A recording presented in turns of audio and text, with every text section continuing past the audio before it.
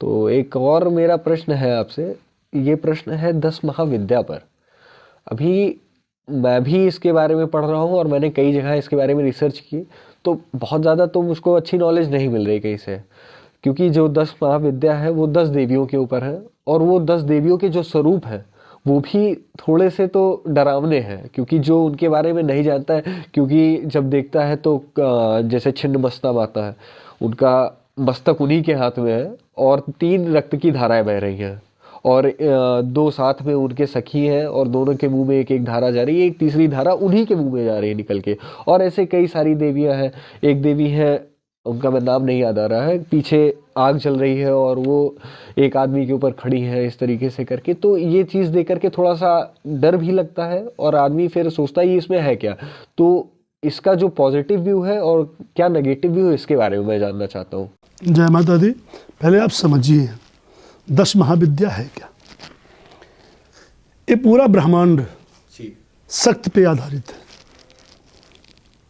हम क्या कहते हैं, हमें कमजोरी आ गई, हमारी शक्ति छीड़ हो गई। शरीर वही है, अस्थियां वही है, मांस वही है, शक्ति छीड़ हो गई। ठीक है। तो जो पंच महाप्राण हैं, पंच महाप्राण हैं, इन पंच महाप्राणों में जो शक्ति का संचार करती है उसका नाम 10 महाविद्या है। अच्छा, पहले आप मूल जान लीजिए। इसमें आप काली, तारा, छिन्नमस्ता, खोडसी, भुवनेश्वरी, ठीक है, त्रिपुर भैरवी, धूमावती, ठीक है, उसके बाद कमला हो गई, बंगलामुखी हो गई, मातंगी हो गई। ये 10 महाविद्याएं। 10 महाविद्याओं में पूरे ब्रह्मांड को संचालित करने की जो परम सत्ता है वो इन्हीं के हाथों में। हवा चल रही है, ये महाविद्याओं का असर है। मूल तत्व तो हमारे जीवन की यही है। अभी आपने बात किया छिन्नमस्ता के बारे में। हाँ। कि छिन्नमस्ता को हमने देखा कि वो सर कटा हुआ है, 3 धाराएं बह रही हैं। हाँ। 2 धाराएं उनकी साहचरी के मुख में जा रही है। हाँ। 1 धारा उनके मुख में जा रही है, और एक हाथ में कोई शस्त्र है उनके। एक क्या है, आप पूछो कि क्या है। हाँ, ये इसका मतलब क्या है। हमारे यहाँ जब विदेशियों का आक्रमण हुआ, जैसे अंग्रेज लोग आए, उसके पहले तुर्क लोग आए, जब हमारे यहाँ आक्रमण हुआ तो इन्होंने सबसे पहला प्रहार हमारे इन्हीं अंगों पे किया कि इनकी शक्ति छीड़ हो, इनकी शक्ति छीड़ हो। तो पश्चिमी सभ्यता के लोग इसको अपने तरफ से ऐसे तमाम ग्रंथ बनाए गए, आज जो ग्रंथ समाज में उपलब्ध हैं, ऐसे ग्रंथ बनाए गए कि जिनमें इनके उग्र स्वरूप को ही दर्शाया गया, इनके मामत्व को नहीं दर्शाया गया, इनके मामत्व को नहीं दर्शाया गया। अच्छा। इनकी उग्र स्वरूप को ही दर्शाया गया।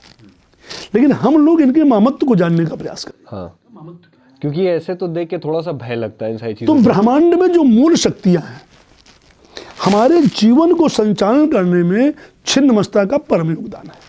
अच्छा, कैसे? ये 6वीं शक्ति है। हाँ। 6ठी शक्ति के नाम से जाना जाता है इन्हें जी। आप आज छठी मैया की पूजा के व्रत देख रहे हो ना। हाँ, छठी मैया का इन्हीं का मूल स्वरूप मान के चलो। जो छठ व्रत होता है ना, छठ, जो भी छठ पूजा होती है, हाँ, हाँ। सूर्य संबंधित है। हाँ। लेकिन सूर्य भी हमको क्या करता है, सूर्य हमको पोषण देता है। हाँ। शक्ति दे करके पोषण देता है। ऊर्जा का आप ऊर्जा का रहा हूँ, शक्ति का रहा हूँ, हाँ, पोषण देता है उस चीज को। ठीक है, उन्हीं का स्वरूप 6वीं देवी इनको कहा जाता है। जी।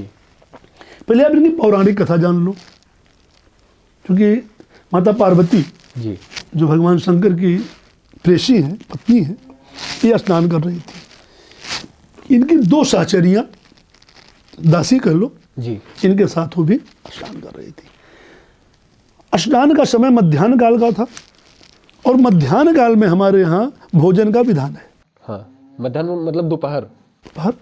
उस समय इन दोनों शक्तियों को क्षुधा, भूख, हाँ, हाँ। भोजन का आवाज हुआ कि मुझे भोजन चाहिए, भूख चाहिए। निर्जन स्थान, नदी का किनारा। तो ऐसी अवस्था में इन्होंने, हाँ मैया मुझे तुरंत भोजन की आवश्यकता है। इनकी जो दोनों सखियां थी, साहचरियां, तुरंत भोजन की आवश्यकता है, नहीं तो हमारे प्राण निकल जाएंगे, आप कुछ व्यवस्था कीजिए मैया। और आप माँ हो करके यदि हमारे क्षुधा को नहीं शांत कर सकती तो मैया हम लोग आपसे नाराज हो जाएंगे। ये तो माँ की शक्ति को आज लेकर जगत करना जननी है। मैया ने क्या किया कि अपने सहचरियों को संतुष्ट करने के लिए, जो आप अस देख रहे हो, हाथ बता हाँ, रहे हाँ, हाँ। अस से अपने मस्तक को काट दिया। तो यहाँ जैसे आप अनुभव करते हो, ब्रह्मा विष्णु महेश कहते हो, महाकाली महालक्ष्मी कहते हो, ऐसे ही हमारे शरीर में 3 रक्त की धाराएं हैं। हमारे यहाँ शरीर तो पूरा है, लेकिन 3 मोटी मोटी धाराएं हैं जो पूरे शरीर को खरस्ताज करती हैं। उन तीनों से धारा उत्पन्न हो गई, घटे तो ऊपर चली गई। उसमें एक धारा एक साचेरी को, एक धारा एक साचेरी को, और एक धारा माँ ने स्वयं पान किया। ठीक है, अब इसका आप मूल समझिए, मातृत्व का प्रभाव क्या है। मातृत्व का प्रभाव क्या है?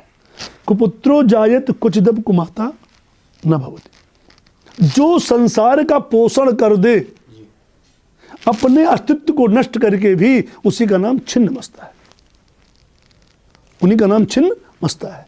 जो अपने लोगों के पोषण के लिए, संसार के पोषण के लिए अपने आप को भी नष्ट करने का प्रयास कर दे, उसी का नाम छिन्न मस्ता है। ये हमारा मामत्व स्वरूप हुआ कि बच्चे के पेट भरने के लिए ये वो हमारा खुद को भी खत्म कर ये हमारा सकता है। मामत्व स्वरूप हुआ।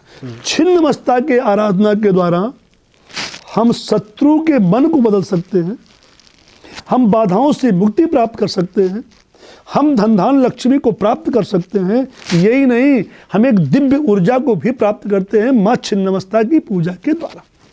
विशेष करके माँ छिन्नमस्ता की पूजा गुप्त नवरात्रियों में होती है। गुप्त नवरात्रियों में इनकी पूजा का विशेष महत्व है। यदि गुप्त नवरात्र में इनकी आराधना किया जाए, इनकी पूजा किया जाए, तो व्यक्ति को सिद्धि प्राप्त हो जाती तो है। क्या ये कोई तांत्रिक विद्या है या फिर? देखिए, इसके 2 साधन हैं, वाम मार्गी, अच्छा, और दक्षिण मार्ग। दक्षिण मार्गी। तो हम इसके तांत्रिक तरफ भी जा सकते हैं और दक्षिण मार्गी तरफ भी जा सकते हैं। मुझे दोनों जानना है। वाम मार्गी में हमको, जैसे हम ब्राह्मण हैं, अभी आप दुर्गा सप्तमी का पाठ करोगे तो मांस का हवन, मांस का भोजन, हाँ, बलि करना, ये ब्राह्मणों के लिए वर्जित है। वर्जित है। आप दुर्गा सप्तमी में ही पढ़ोगे, मार्कंडेय पुराण का ग्रंथ है, दुर्गा सप्तमी में ही पढ़ोगे। हमें सात्विक तरफ जाना चाहिए, सात्विक की तरफ जाना चाहिए। हमें शुद्ध आसन लगाना चाहिए, मृग चर्म के या ऊन के। रात्रि का समय हो, गोधूली का समय हो, जी।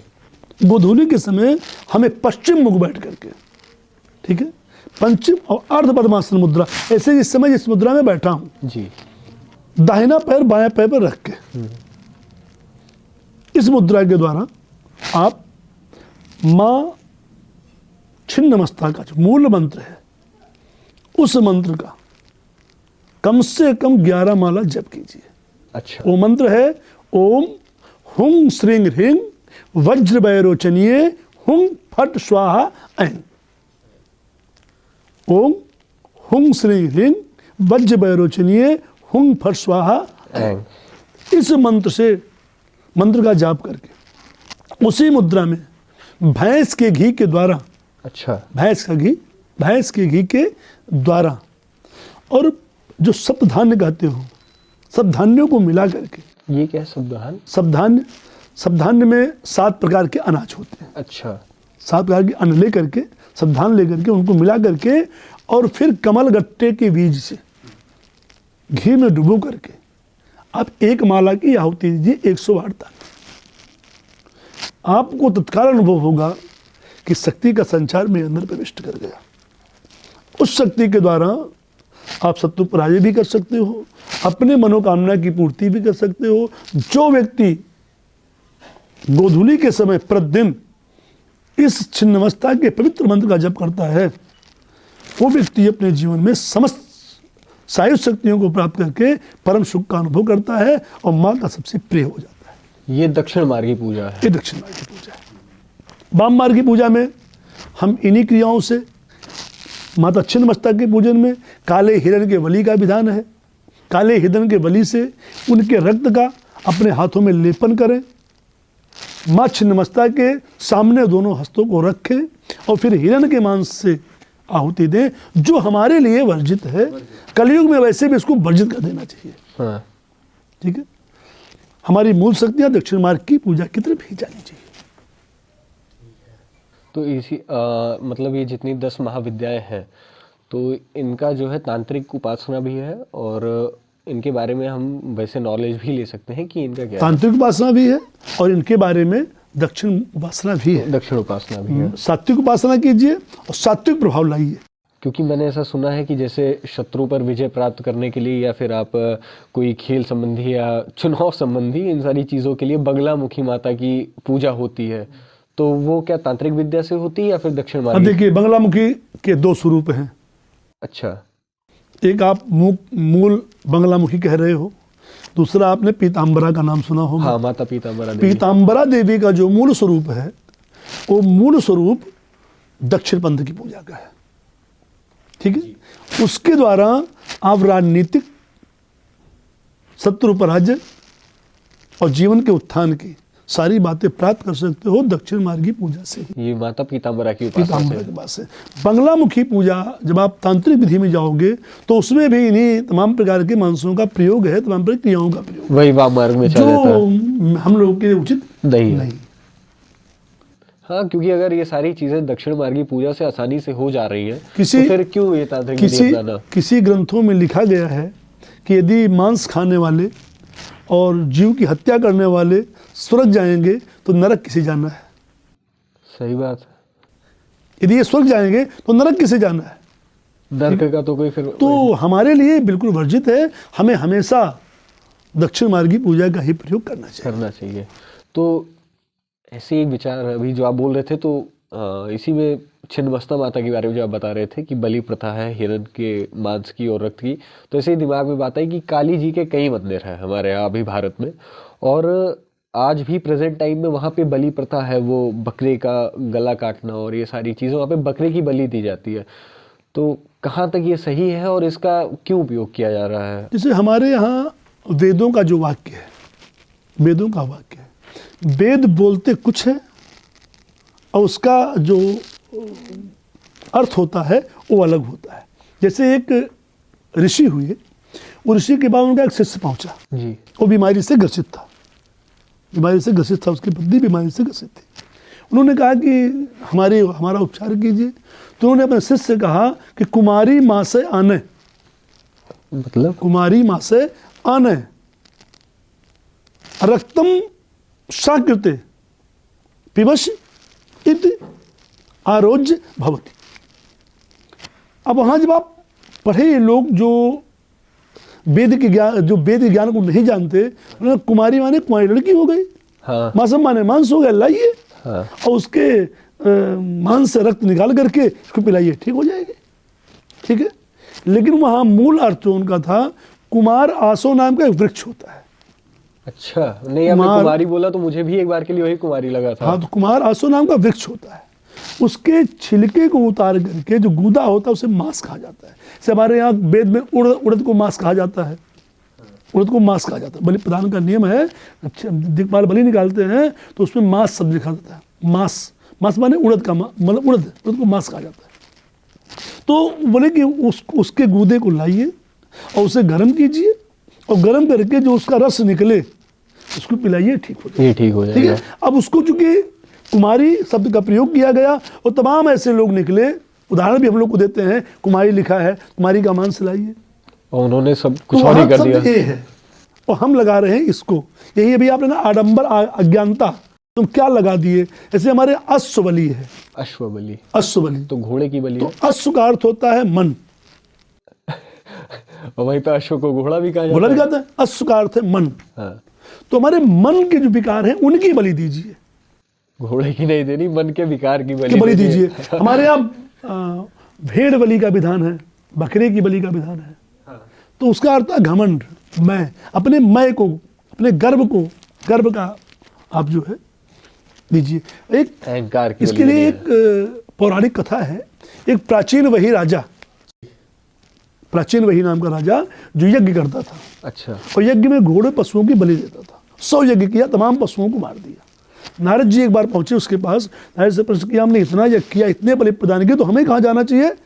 नारद जी दिव्य दृष्टि है, देखो ऊपर, तो क्या देखा? ये घोड़े, हिरन, बकरे, ये सब मुंह फैला के बैठे कि आओ तुम्हारी मृत्यु होगी तो हम यहाँ तुम्हें खाएंगे। अरे कांप गया कह रहे ये कैसे हो सकता है? उन्होंने कहा तुमने वेद का गलत अधिकार की बलि ये किया। पुराणों की स्टोरी जो आप बता रहे पुराणों की तुमने गलत कार्य किया। भागवत का ये विषय है। अच्छा, भागवत भी कथा है। तुमने गलत बात किया, तुमने किसी के आत्मा को लिया, किसी के प्राण को लिया। प्राण देने से तो लेने के अधिकारी नहीं हो, इसलिए तुम्हें इसका दंड यही देंगे। तो प्राचीन भाई बाद में संत हो गया, उन्हें बड़ा पश्चाताप हुआ चीज को लेकर के। तो हम अनजान विषय को लेकर के और जल्दी जल्दी किसी फल को प्राप्त करने के लिए हम गलत मार्ग पकड़ लेते हैं, उन्हीं को वाम मार्ग कहा, वाम मार्गी है, जो उचित नहीं है। जब दक्षिण मार्ग सही सब हो जा रहा है तो जो उचित नहीं। हाँ, क्योंकि जैसे बेजुबान की बलि जैसे देकर आपने सुना होगा कथा 12 अवतार, भगवान के 12 अवतार, हाँ, है ना? विष्णु तो के। 12 का अर्थ होता है औषधि। 12 का अर्थ होता है औषधि। औषधि। 12 माने श्रेष्ठ अच्छा और 12 माने सुअर। अच्छा, ये 12 अवतार की आप बात कर रहे हैं। मैं वेदों की बात, मैं जो शब्दों की बात कर रहा हूँ। सिवा कुमारी, हाँ, कुमारी का अर्थ क्या लगा लिया उन्होंने? लड़की, कुमारी लड़की तो से यहाँ क्या लगाया? सुअर। सुअर। सुअर तो अपने लगाने की बातें हैं, लेकिन वास्तव में वास्तविकता क्या है? जब आप इसकी गहराई में जाओगे तब पता चलेगा।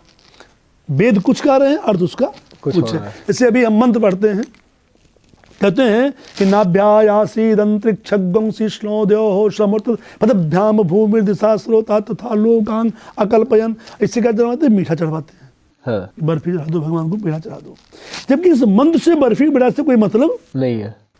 नाभ्यासिद अंतरिक्षम, वो परम पुरुष, वेद पुरुष, जिसका आकार नभ की तरह है, इतना विस्तार, ठीक है, इसके विषय में बताया गया। और हम क्या चढ़वाते हैं? बर्फी चढ़वाते हैं, ठीक है। तो हम भाव, वहाँ केवल भाव लगा के, ये वेद नहीं गा रहा है, हम भाव लगाते हैं उस मंत्रों के साथ। तो हमारा भाव किस तरफ जा रहा है, वही हमें हमारे कर्मों को निर्धारण कर देता है। मतलब इसका ये है कि जो सामने पूजा करने के लिए बैठा हुआ है, आप उसको एक तरीके से जोड़ते हैं कि उनका जो दिमाग है वो थोड़ा शुद्ध रहे और वेदों इन मंत्रों से वो जुड़ जाए। ऐसी प्रक्रिया है। तो मतलब मंत्र अपना काम करते हैं, मंत्र बोल कुछ रहे हैं और लोग अर्थ उसका कुछ और ले रहे हैं। इसके लिए आप ग्रंथ का अध्ययन नहीं करोगे तब तक आपको, जैसे आप लोगों ने पढ़ा होगा कनक कनक तो कनक माने सोना भी, कनक माने धतूरा भी। ऐसे उन वेदों के शब्दों का अर्थ अलग है। हम लगा कर आ रहे हैं अपने स्वार्थ के लिए, अपने खुशी के लिए, अपने लाभ के लिए क्या लगा के क्या बता दे रहे हैं, यही गड़बड़ हो। जिसमें हमें मजा आ रहा है हम बस वही काम कर रहे हैं, मूल पे हम नहीं जा रहे और वहीं पे सब कुछ बेकार होता है। और वहीं फिर मैं बात कहूंगा कि उस मूल को जानने के लिए आपको उसके जानकार के पास जाना है, तभी वो बताएगा आपके बारे में। जिसके पास जैसे जाओगे क्या विचार होगा वही प्रश्न कर देगा, वही प्रश्न करेगा। सही है, ठीक है। ऐसे इसकी विधान है। तो मतलब ये है कि 10 महाविद्या जो है इनका तांत्रिक पूजा भी होता है और दक्षिण मार्गी भी पूजा होती है। लेकिन दक्षिण मार्गी पूजा ही हमारे लिए उपयुक्त है, क्योंकि हमारे पंच महाप्राण को, हमारे 10 इंद्रियों को, हमारी 10 दिशाओं को पुष्ट करने के लिए ये 10 महाविद्या का महास्वरूप है, जो मामत्व का स्वरूप है, किसी डरावने विषय का स्वरूप नहीं। मतलब ये जो फोटोज देखते हैं और इसको देख के घबरा जाते हैं कि ये क्या हो सकता है, तो पहले उसको जानना ज्यादा जरूरी है। फोटो देख करके इमेजिन नहीं कर लेना कि क्या हो सकता है।